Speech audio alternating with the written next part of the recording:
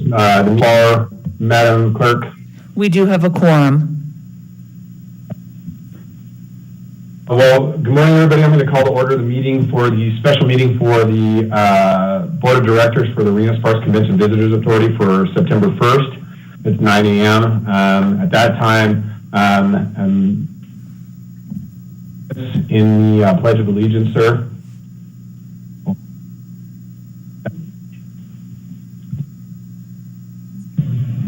Pledge of Allegiance. Join me in the pledge, everybody. I pledge allegiance to the flag of the United States of America and to the republic for which it stands, one nation, under God, indivisible, with liberty and justice for all. Thank you very much. Madam Clerk, can I get a roll call, please? Yes. Chairman Lucy? Mr. Chapman? Present. Councilwoman Bybee? Here. Ms. Keel? I believe she is absent. Mr. Murdoch? Here. Mayor Sheevy? Here. Ms. Svaza? Here. Ms. Silver? Here. Mr. Sturbins? Here. Thank you very much, everybody. With that, Madam Clerk, do we have any public comment? We have no public comment at this time. Okay. Is there anybody in the room wishing to speak at the RSCVA? Mr. Chair, this is Charles Harris. I would like to just mention something in regards to the wildfires and evacuations going on right now. Was at the convention center late last night for some of the evacuees with member Ann Silver checking in, and was very impressed with ASM and everything they did to move very, very quickly.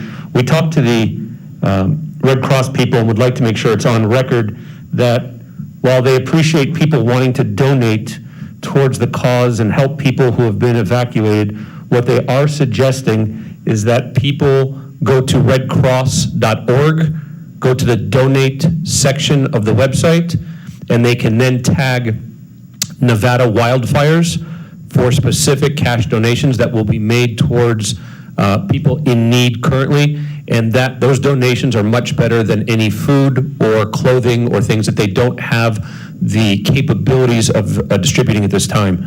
And so for those that can and want to donate, that is the way to go. We certainly appreciate everybody's help in the community. Lastly, on our website, on the visitrenotahoe.com website, we have a plethora of resources for local community members, whether it's hotel information with pets, safety information, and other updated information that we're looking at 24 hours a day to make sure that those resources are there for the community. Thank you. Mr. Director Harris, I appreciate that. I'd like to also thank the staff for moving very quickly to work with RSCVA staff to work with Red Cross and the Regional Emergency Operations Center. You guys have been tremendously effective working together to open the event center for these evacuees. This has been a very tumultuous time for a lot of individuals. Many of you watched the governor yesterday announce he is putting all resources possible for Nevada to protect the fire as it moves across the state line. We in Reno and City of Sparks have all sent strike teams down to South Lake Tahoe to defend property. My understanding from my captain last night, there's about 10 engines down there with multiple crews doing infrastructure, structure protection alongside of California CAL FIRE. But hearts and prayers go out to all those families affected by this fire. So this is obviously one issue why we were meeting this morning, but we want to. With that, let's get right into this and not delay this too much longer. Can I get a motion to approve the agenda for today's meeting? Motion. So moved. Second. From Member Safraza, second from Member Chapman. All those in favor signify by saying aye. Aye. Aye. Aye. All those opposed? Motion carries unanimously. And And I just want to make sure, has everybody got my audio? Can everybody hear my audio? I was having problems on Monday, so I wanted to make sure everybody can hear me. It's cutting in and out a little bit. Agreed. To eliminate that. So item D, this is the approval of the minutes of the August 19th Special Board of Directors meeting. Were posted in the agenda in the packet. Is there any changes that need to be made to the special board meeting minutes for August 19th? Mr. Chair, I move to approve the minutes of the August 19th Special Board of Directors meeting as submitted. Ann Silver, second.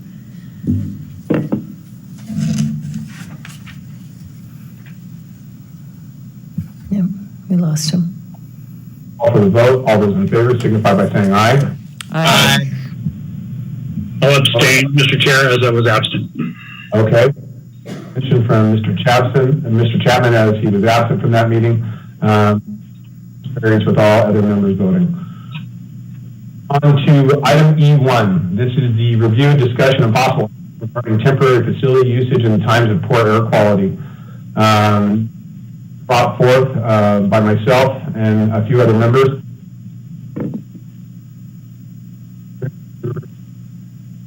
Region, heavy fire and poor air quality due to the smoke over the last few weeks are impacting a number of the teams around the area that are unable to participate in outdoor during that low air quality. Soccer, football, cheerleading, a number of different sports that are impacted by this. These are youth sports. And at this board, we've talked about being philanthropic and reaching out and trying to reestablish our community basis. At this time, I feel this is a necessary move while we can. This is obviously only for those teams that are not high school teams. These are for youth sports teams or club sports teams that have no access to indoor facilities outside of just public outdoor fields. And so we wanted to make sure that this was an available option. We set an amount not to exceed $150,000 so that these teams, just in case of emergency, this is not for all periods of use that. And we wanted to make both the Reno Sparks Convention Visitors Center available and also the Reno Sparks Convention Center and also the Reno Event Center available for those teams, both north and south, to utilize. So I wanted to give Mr. Kennedy an opportunity to give us a little bit of some legal, on this really quick, and so I'm going to turn it over to Mr. Kennedy. Sure, thank you, Mr. Chair. And just to be clear, you're cutting out a little bit there. The intent here is to allow the youth sport teams that don't otherwise have their own indoor facility to utilize the Reno Event Center and the Reno Sparks Convention Center during times of poor air quality where it's not otherwise possible for those teams to hold outdoor practice. The practices be sort of first come, first serve availability, subject to availability and other events that are already scheduled. We would need to develop some sort of a booking policy, just sort of making clear what the guidelines are. And then I think we'd ask that as part of any motion, the board authorize staff to work with the chair to put that booking policy together so that we're clear on who's eligible to use the facilities and the parameters on that usage. As far as the cost, when we can offer the facilities free to these youth sports teams, obviously there's a cost to that, staffing, utilities, et cetera, and that would be subsidized by the RSCVA and a maximum amount of up to $150,000. With that, I don't know if there are any questions, or if I'll turn it back to you, Mr. Chair. Thank you, Mr. Kennedy. Can everybody hear me a little bit better now? Hopefully that fixed things. Mr. Chair? Yes, go ahead. I just want to say thank you for putting this on the agenda. I was actually contacted by a number of youth sports teams, and I think we're in a time of emergency, and to be able to use the facilities, obviously, when they're not used, I think is I mean, they're public facilities and making them available, I think, is a good thing. Just a question, and I have no issue, happy to make the motion for you to schedule the booking. Why not allow the high schools or others if they needed it? I don't know if they do, but to open that up to, public use. I just don't want to, if let's say, for example, volleyball and soccer, whatever those groups, because of the smoke, if they need to use it, I just don't want to limit it to different groups. But obviously, you know more than I do about this, but that would be my only concern, that we allow all the sports teams and have this booking policy. Understood. Members President, I appreciate the question. I think one of the discussions is that for the teams that do have access to indoor facilities, i.e. their own school gyms, which a lot of school gyms are being made available, for some of these club volleyball and club basketball teams, they have already established indoor courts that they utilize. Most of those have indoor facilities that they are utilizing. This was just primarily for those that utilize field sports and turf sports, to make sure that they had access to large areas of space. I don't want to make it uninclusive to those, but I really wanted to make it a priority for those that did not have access or would not usually have access to indoor arenas or indoor sports facilities. Most of the high schools are allowing their football teams to practice inside the gymnasiums and other portions. But we can work with teams. I don't want to make it exclusive of just one or two clubs, but I want to make sure that everybody has access to it. And I agree with you, this is a public facility, so we should do that, and so we can take that under consideration as we move forward with the booking policy. Yeah, the only one I'm thinking too, Mr. Chairman, is soccer in particular, as well as the Pop Warner, because obviously most of their facilities are outside. So, Yep. Agreed. Thank you. Thank you. Mr. Murdoch. Thank you, Mr. Chair. My thoughts, it's really simple. These are nonprofit sports teams. They're not making money in what they do, whether it's Little League practicing inside a big facility or the women's soccer being able to use. And sometimes high school gyms aren't big enough for some of these soccer events and so forth. So I think if this is a policy that we come up with, it pretty speaks to the fact that it's in emergency situations, and most of these users they don't make money. So it's the right thing to do. We are a public agency. We have the tax dollars. Our coffers are full. We should be doing this. It's a great thing. Thank you. Thank you, Mr. Murdoch. Any other discussion from members? Mr. Chair, Ann Silver for the record. Couple of questions. How did we come up with the $150,000 estimate? And two, perhaps Mr. Kennedy can address this. What are the liabilities or the procedures and policies relative to masks and COVID and everything swirling around the community? So I will start with the 150,000, and then I'll let Mr. Kennedy jump in. So the 150,000 was a fairly discretionary number that was just kind of brought forward. It has no substantive backing behind that number. When we discussed with Ms. McGinnis, the current director of ASM, current rentals range from anywhere from $500 a night to $1,000 a night for those teams to rent those facilities for a period of time for staffing and utilities to turn the lights on, depending on the size of the hall and where they're going to utilize. So we wanted to give them, we wanted to give staff enough money discretionary to subsidize any or the amount that they may need during a time of emergency. We didn't want to shortchange that. That was just a discretionary number to be set aside for these types of events. So it isn't necessarily to expend all 150,000, but just to allocate the 150,000 and appropriate that without truly expending that at the front end. As it pertains to the COVID mask mandates for individuals, athletes were specifically excluded from the mask mandates within indoor facilities. So athletes can operate within indoor facilities without wearing masks. However, that is something that we would discuss with the coaches and staff in regards to moving through the facility to adhere to the directives. But we would allow for the teams to try to distance within the exhibit halls if they were practicing multiple teams at the same time, and allow for them to utilize that facility safely. So then I will turn it over to Mr. Kennedy in regards to liability as it pertains to the facility. Mr. Chair, this is Charles Harris. For the record, right before Mr. Kennedy jumps in, just as a point of reference that might help the discussion, I've asked Renee McGinnis from ASM to be here, who has now tightened up what the budgets are on a per-day basis and availability. So once Mr. Kennedy is done, if the chair would like and the board would like to review that, we can look at the next 90 days for those two facilities, just to be able to set the expectations of availability and how to move forward. Thank you. Thank you.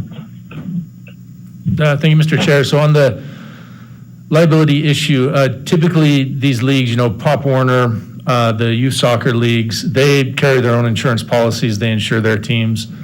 So as far as the RSCVA's liability exposure, those teams should be carrying their own insurance. And then as far as sort of ASM's requirements, I can ask Ms. McGinnis to speak to that. But I don't believe we're making any exceptions to the requirements that we have for users of the facilities. I don't know if that answers the question or if there's any additional. Ann Silver I'm sorry, Mr. Chair, Ann Silver for the record, one clarification. You mentioned the word rent, but if I'm understanding correctly, you're saying that this would be free. What we're looking at are the expenses that would be assumed by ASM. Is that correct? Okay, thanks. Mr. Chair, if I may. Yes, Councilwoman Bybee. Charlene Bybee for the record.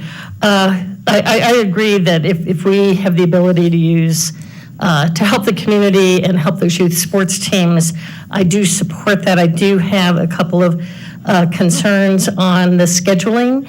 And you say first come, first serve and a booking policy. Who is doing, it's logistics, but it's also is it ASM? And we'd be paying them to do that? Do they have the staffing to do the booking? And then there's so many different youth sports. First come, first serve makes sense and is a fair way to book it. But really the logistics of booking, and then right now we're further compounded by the fact the facility's being used for the evacuees from the Caldor fire. So obviously the availability of the convention center right now is not available. So I guess the calendar would help us with availability. It's an unknown right now because of the fire, how soon that would be available. But really kind of the priority of teams, and does one team, is it a practice by practice basis? Because I'd hate to have, one team with coaches right on board that get in and are able to book everything, and then you've got teams that can't because there's not availability. So really trying to make it as available to as many different teams in a fair manner, and how the logistics will go and who will do that would be my question. Thank you. So, Councilwoman Bybee, in my discussions with the soccer leagues, such as Great Basin Soccer, SYFL, Pop Warner, they all have directors for their programs that are area or regional directors, and they would be responsible for scheduling in conjunction with our staff. Now, that would be something that we would have to work with ASM in that scheduling to prioritize which teams could allocate. They have done a fairly decent job thus far being able to schedule their fields and work with the coaches and make these teams available. To your point in regards to the Caldor fire and the evacuees, the Red Cross did reach out to us. We do have one exhibit hall, but they are looking to expand into a next exhibit hall C, I believe. And so when we continue to do that, they would take priority. Obviously, public safety in emergency is our priority within the convention center at this time. This discussion is not only though for the convention center, but also for the Reno Event Center, knowing that the Reno Event Center is a smaller facility, but still has the ability to allow for a few teams to operate. So there would be a prioritization of obviously booked business versus emergency business, and then secondarily community philanthropic business.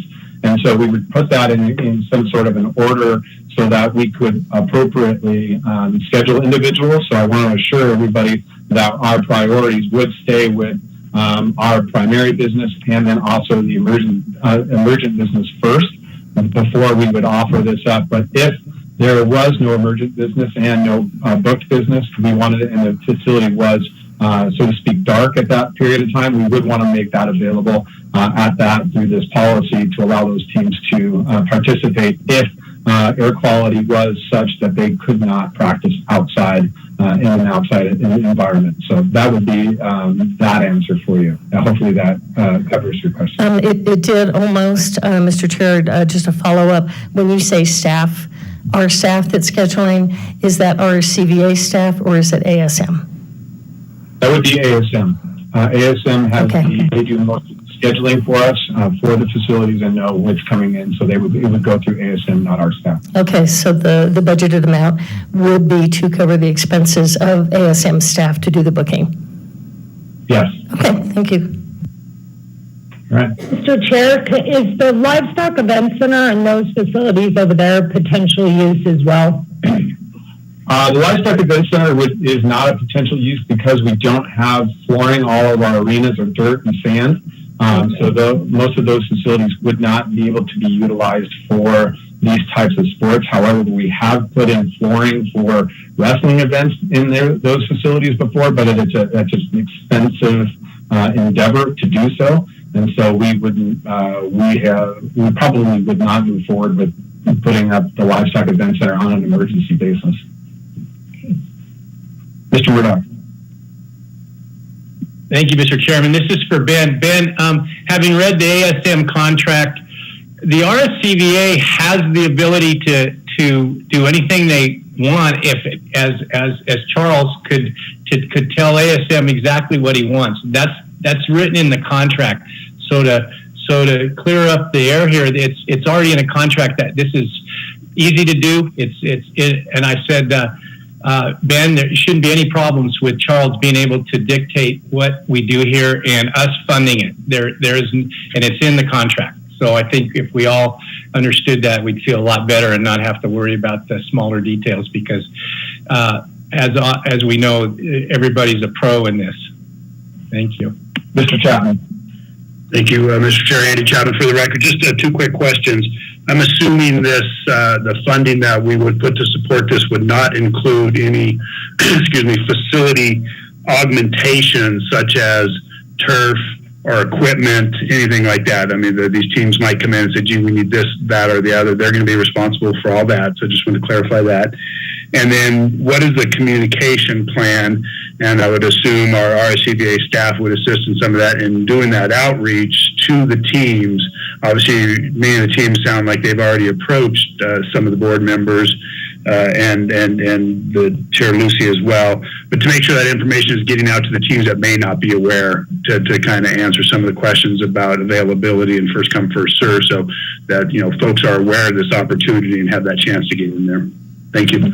Thank you, Mr. Chapman. For the record, yes, there would be no augmentation to the facilities. This would be just for the usage of the facilities as is. That would be lights and staffing to maintain, obviously, the restrooms and maintenance to turn on and off and lock the facility. So it would be very, very low impact to the facility. No augmentation, like you said. Most teams would be responsible for their own equipment needs within the facility. But like I said, this is purely an emergent situation that we wouldn't have time to roll turf or anything like that out. This would be based upon AQI that would not allow students or specifically for Incline Village, kids from Incline Village that can't go outside based upon AQI, they could travel down here if their coaches would like to do so. So that's really what we're trying to accomplish. This is really like I said, an emergent issue, not as an ongoing book out put turf in kind of a deal. This is really kind of just an opportunity for kids to continue to play, being that they've struggled so hard through the last 18 months or 20 months with the pandemic and not being able to go outside and not being able to socialize. This is an opportunity for those kids to continue to do so. Mr. Chairman, I do have one more quick question, Charlene Bybee, for the record. As we're talking about the AQI and realizing that logistically this is going to be a little tough because the AQI changes day to day and within a day. So, today we might be good, but tomorrow not so much. And so since it's a day by day, and I know those teams have to operate day by day. They don't know if they'll be allowed to go outside, if school's going to be canceled, or if they're allowed outside. How do we schedule? Do we have a list of these clubs that those directors will call the night before, the day before? I mean, it's not something, or can we schedule it a week in advance, 3 or 4 days in advance when we don't know when those levels are going to be high enough to not allow the teams to be outside? Thank you. Thank you, Ms. Bybee. The way we've been, in my discussions with the directors of these organizations, SYFL in general, they maintain that they will not operate or allow their children outside in an AQI any higher than 130. And so when the AQI is above 130, they will cancel practices and games for these children across the region. I'm assuming that most groups, I have not spoken to Great Basin Soccer League or Pop Warner in regards to what their regulations are, but it would be by day basis. I have, in my brief discussions with Ms. McGinnis in regards to ASM, she has been very responsive and could turn it around staffing wise within less than a few hours. She said that's not a massive issue for her, from my understanding. So it would be, as you pointed out, it can change. And a lot of this came about in the last, obviously from the last few weeks when we had air quality that was substantially over 200 for multiple days straight. So it would only be in really typical situations like that. I don't assume most of these kids and these coaches want to be out on fields and independently away from each other. However, but this would just be in those situations where we can, the health department and most organizations know that there's going to be continuously impact of an AQI above 120, which can be forecasted obviously through the EPA and a number of agencies and what we've been looking at, and through NOAA, we've been able to forecast that a few days out. And so I would anticipate that we would work with the EPA and the health district to identify if there was going to be a major shift in our smoke and air quality within our community for days to come. So that would be how I would approach it with ASM, but I don't know if there's specifically a way to forecast more than 3 or 4 days ahead. Okay, thank you. I appreciate the answer. Mr. Chair, you serve on the health board, and I think actually the AQI is actually substantially lower than that for unhealthy range.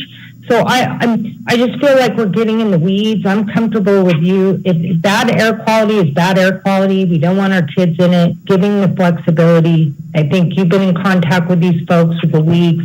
I'm confident this can be pulled off efficiently and effectively, and that we should move forward. Mr. Murdoch. Mr. Chairman, I'd like to make a motion to approve,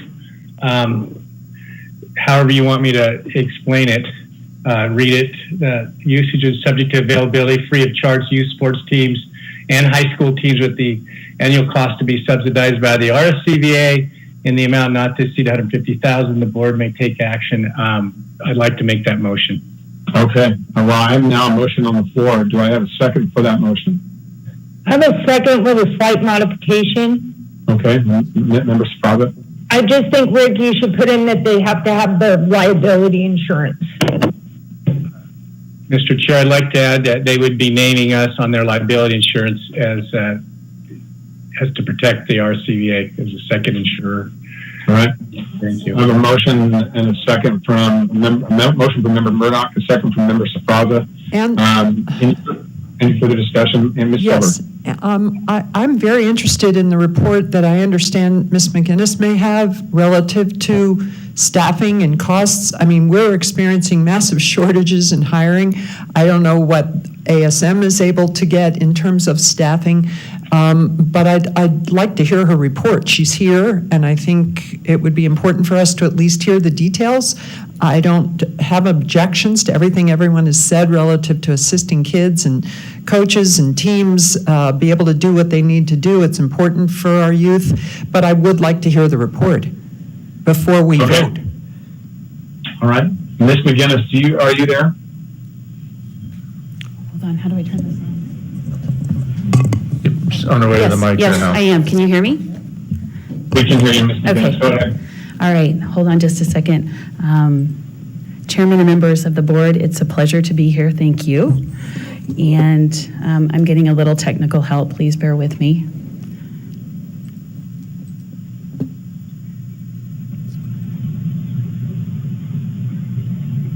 Thank you.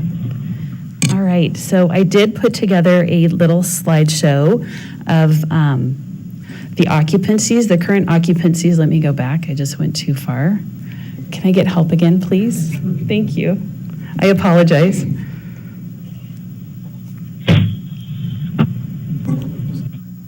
Oh, there it is. Thank you. All right. All right. So this is currently the convention center.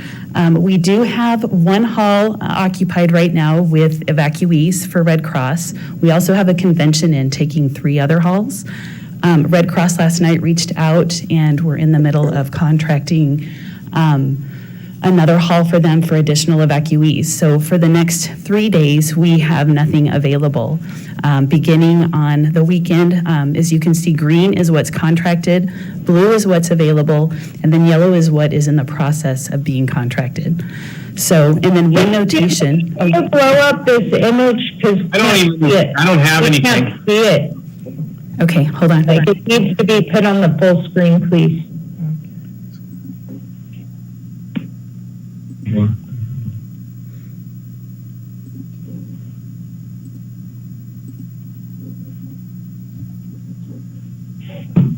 Where were you, right here? All right, yep, perfect. All right, can you see it now? No, it's a little box. Yeah, it's on the stream box. We need, if there's any possible way to put it to the RCVA Zoom, that would be the better one. All right, give us a moment. Yeah. Mr. Chair, I think if people just pin that particular screen, I've got There it. you go. There you go. There you go. Thank you. All right, are we good? Yes, we are. Thank you, Ms. Go ahead. Okay, so anyways, green is for what's contracted, yellow is for what's in the process. A contract has been sent out, but nothing has been confirmed yet. And then 2 is what is available. So there are several days in September that we do have some availability, a couple of halls. One thing I wanted to make a note is September 22nd to 26th, we do have a gun show in-house. And there are times, I think, that children's events and gun shows don't mix so well. So I just wanted to bring that out and make a note of that so everyone's aware of it. In October, we have some availability as well. It looks like every day there's at least 1 to 3 halls available. And then in November, we have halls available almost every day. And I will move on to the event center. The event center is available. One note, we did have a concert last night in the event center, and I didn't make a note here that they are moving out today on the 1st. So it is not available today. It's available beginning tomorrow. And then everything else, the 100% are tentative bookings that we have on hold right now. And I'll move on to October. These holds are concerts. There are a couple of conventions mixed in. And then in November, this is what we have. So I added the Livestock Event Center. I'm going to skip it now that I understand that that's not something that you're interested in utilizing. And so bear with me as I go through this. And And then last is just what it costs. We did a study and looked at everything, basically all of the labor that we have that are involved in an event, all of the items, and total cost that we have for each hall or a venue is about $1,500 per day. So the labor that's included in that is the housekeeping to clean. One thing that I didn't think about, Chairman Lucy, when I was talking to you, is that we have public spaces, and for some of those children to get to those halls have to walk through the entire convention center. So by doing that, we have to keep all of those areas clean. We also have to keep them sanitized. We also have to sanitize in between every practice so that it's ready for the next team that comes in. So that's for the public and the private spaces. We also have set up to, if there's any tables, chairs required, if there's any extra items, and sometimes there is, sometimes there's not. That's also included in this. We have to have an engineer on property to assist, obviously, with any kind of HVAC. And then we have to have an event manager on property, and that person is basically the direct communicator between the client and any of the teams if there's a need or if there's something that they request. We also have security that is also involved, and they are there 24 hours a day. Then cleaning supplies, insurance, we can actually provide an insurance policy for the teams if they don't have one. So I just threw that in there to make it easier. And then Wi-Fi. So, and the only thing that's not included right now are if they need an emergency medical technician on property. Some sporting events require it. I don't know what the rules are for practices, but that is definitely something to look at if it's needed. And then our bookings go from 7 a.m. until 11 p.m. So to answer Chairman Bybee's question, we can book things by the hour. We can turn on a dime to book something. The team's really good about that. So if we know the next day or even the day of that there's a need for a room, we can do it and we can schedule it out. So I just wanted to address that. And that's all that I've got, unless there's any questions. Thank you, Ms. McGinnis. Are there any questions for further discussion from the board? Silver, does that answer all of your questions? Mr. Chair, thank you. I appreciated Ms. McGinnis's report. I guess I'm just trying to do the math on 150,000 divided by 1,500 to see how many actual games could be, or teams could be accommodated, and then layering that over the availability calendar. But I'll deal with that later. Thank you. Okay. Call for the question. Yes, Mr. President.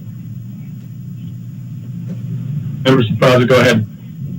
I think we have a motion second. So Okay. we could call for the question. Yeah, so we do have a motion in the second. I will call for the vote. All those in favor signify by saying aye. Aye. Aye. Aye. All those opposed? Motion carries unanimously. I would ask for one more motion. I would ask for a motion from the board that would allow me the authorization for staff to work with myself to develop a booking policy that addresses all of the details that have been brought forward today from Ms. McGinnis and the members of the board. So if I can get a motion from the board in regards to that, so we can move forward with the booking policy. This is Mark Sturbins. I'll make the motion. I have a motion from Mr. Sturbins. Do I have a second? Second.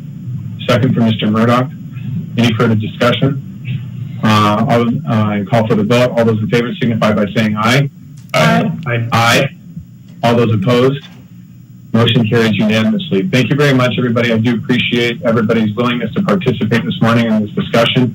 I think it's prudent that we continue to work towards helping not only the fires and the evacuees, but also the community and the children. This is a great outreach and a very community policy, but we will do this in the most professional manner and make sure that any rollout of any emergent usage of our facilities is available for all of those individuals and not just specific teams.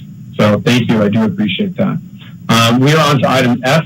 This is board member comments regarding any items for future meetings. Are there any items that anybody would wish to bring up at this time? Mr. Chair, Charlene Bybee for the record. I just wanted to ask that, or to volunteer for that.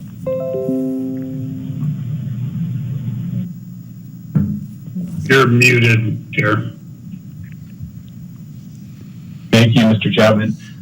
Yes, I will. Thank you, Councilman Bybee. I will take that and put you on that board for the downtown. We have not put that together yet, but we are working on that. So I appreciate that. All right. Any further items? Mr. Chairman, Yes.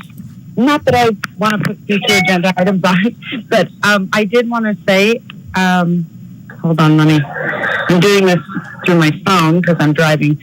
I just wanted to say I wasn't at the last board meeting. I was in a deposition, so I wasn't able to attend, but I do want to thank the board profusely for allocating the money for the U.S. Conference of Mayors. I don't know if many of you know this, but it was canceled in Austin, unfortunately, this year, obviously due to the Delta. But we just had a call with Mr. Larragetta and myself and a few others. And so the good news is that a lot of those sponsors are all rolling into Reno. So that's really exciting. But there's going to be a lot of momentum. And I want to just thank the board for, really believing in business, bringing it back. And I think, this conference is going to be tremendous to really show that Reno is going to put its best foot forward. But not only that we're going to be ready for business, when things stabilize. And, let's just keep fingers crossed. But I do want to thank the board so much, and I apologize for not being able to be there. So thank you, Mr. Chairman. Grateful. Thank you, Madam Mayor. We appreciate it. And we look forward to supporting you and the Conference of Mayors as they come to Reno next year and make sure that event is as spectacular as it should be for all of those individuals. So, all right. Seeing no further, Mr. Murdoch. Thanks, Mr. Chairman. I just want to volunteer because I know a lot about the holds downtown on the RAC, so I can help you wade through what's real and what's not, because a lot of those holds are not real. I want to be honest with you. That's just booking out. That's just what you do when you do entertainment. So we can work together on that. Just want to volunteer to be involved. Thank you, Mr. Murdoch. I do appreciate that. We will definitely work with you on the RAC event scheduling. Mr. All right. Mr. Chair? Yes, Madam Silver. Yes, sorry, I know we're anxious to end the meeting. I wanted to make just a brief comment about my conversation last night, about 8 p.m. with the manager of the Red Cross situation at the convention center.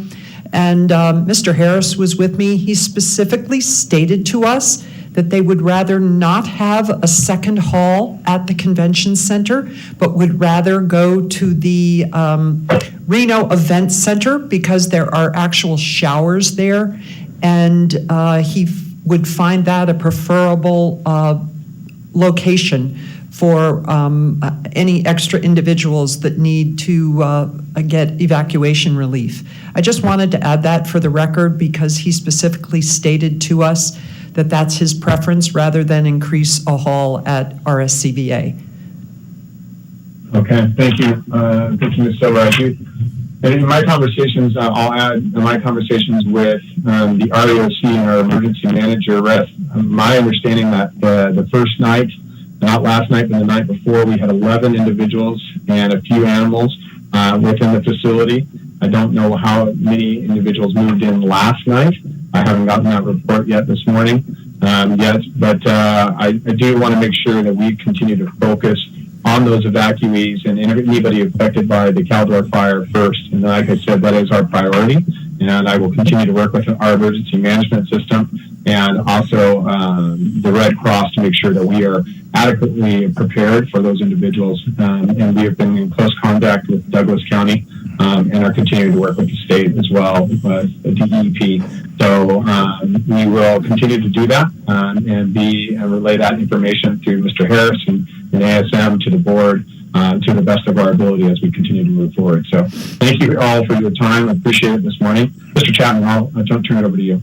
Yeah, sorry, just one last piece. Given the obviously situation up here with the Caldor fire and all the evacuations, we yesterday between the North Shore agencies and South Lake Tahoe went out with a message about postponing visitation travel to the region for the time being, obviously to keep roads clear and accessible for whether it's additional evacuations and all. I just would, and I know Charles and his team, Mr. Harrison and his team will be watching this closely, you know, as we see additional evacuation notices maybe coming in Douglas County side, as well as what could be up here at the lake side, both lake and valley.